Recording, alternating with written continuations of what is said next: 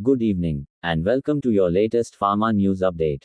I'm here to bring you the most significant developments in the pharmaceutical industry as of March 29, 2025. Let's delve into today's top stories. Our first story comes from Europe, where the European Union's drug regulator has rejected Eli Lilly's Alzheimer's drug, Kisunla. The decision was based on concerns over insufficient cognitive benefits and risks of serious brain swelling. This outcome could provide an advantage to competitors Eisai and Biogen, whose drug Leqembi is under review for EU approval. Eli Lilly has announced plans to appeal the decision, aiming to make Kisunla available to millions of patients in Europe. In legal news, Catalyst Pharmaceuticals has achieved a significant victory in a patent lawsuit, preventing pharmaceuticals from marketing a generic version of their treatment for Lambert-Eaton myasthenic syndrome until February 2035.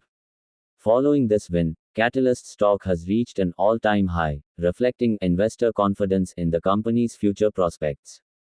Turning to the United Kingdom, a recent report reveals that the UK's life sciences sector has been losing approximately £15 billion annually over the past decade.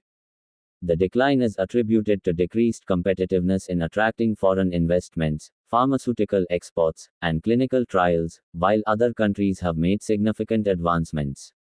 Industry leaders are urging the government to implement incentives to foster growth and reverse this concerning trend.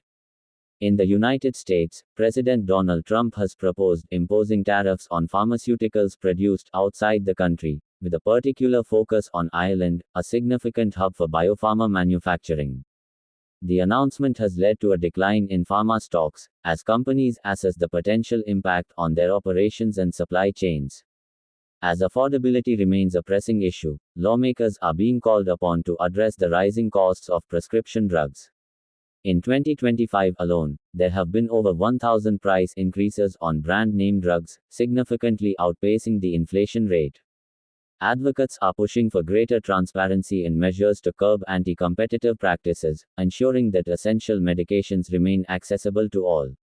Potential market share gains amidst US tariffs. A recent report suggests that Indian pharmaceutical companies might capture increased market share due to potential US tariffs affecting global competitors.